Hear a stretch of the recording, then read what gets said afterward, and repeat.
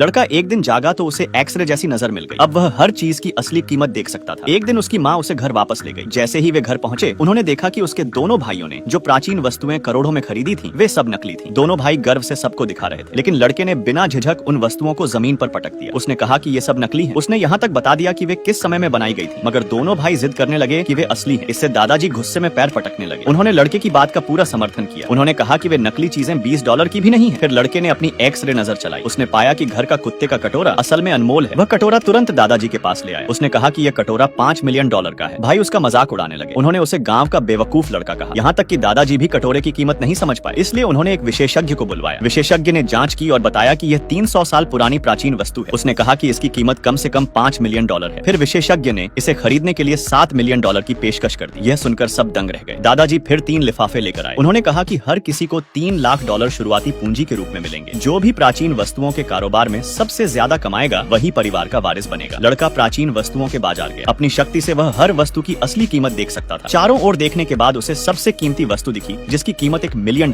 तभी उसने एक दुकानदार के पास एक स्याही पत्थर देखा जो अनमोल था। लड़के ने तुरंत उसे खरीदने की कोशिश की, लेकिन तभी उसके दोनों भाई आ पहुंचे। उन्होंने स्याही पत्थर उससे छीन लिया, मगर वे नहीं जानते थे कि असली खजाना तो उसके साथ की स्याही डंडी थी। जब दुकानदार ने बताया कि पूरा सेट $9 लाख का है, तो भाइयों ने स्याही डंडी खरीदने से मना कर दिया। उन्होंने सिर्फ स्याही पत्थर को $6 लाख में खरीद लिया। उनके जाते ही लड़के ने पुष्टि की कि स्याही डंडी की कीमत $5 मिलियन है। उसने उसे केवल $3 में खरीद लिया। फिर सब दादाजी के पास लौटे। भाइयों ने स्याही पत्थर का मूल्यांकन करवाया। दादाजी ने कहा कि यह 100 साल पुरानी दुर्लभ वस्तु है और कम से कम $3 मिलियन की है। भाई गर्व से लड़के को दिखाने लगे। वे हंसने लगे कि उसने बेकार सी स्याही डंडी खरीद। लड़के ने दादाजी से कहा कि यह स्याही डंडी मिंग राजवंश की शाही वस्तु है जो 1000 साल पुरानी है। इसकी कीमत बाजार में कम से कम $5 मिलियन है। उसने कहा कि इसकी एक बूंद पूरी झील को काला कर सकती है। भाई बोले कि वह बस झूठ गढ़ रहा है। उन्होंने गुस्से में स्याही डंडी को झील में फेंक दिया। अगले ही पल पार्क की कृत्रिम झील स्याही के विशाल तालाब में बदल गई। सभी लोग स्तब्ध रह गए।